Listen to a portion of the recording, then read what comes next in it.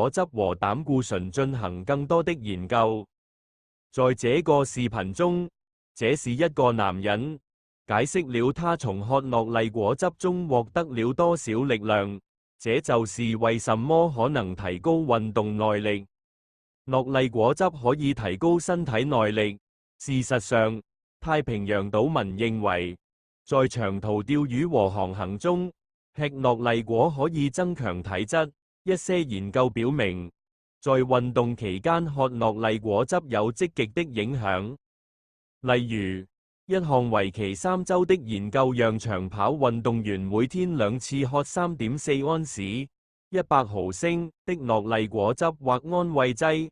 喝樂麗果汁的組平均疲勞時間增加了21%，這表明耐力有所提高。其他人類和動物研究報告了類似的發現。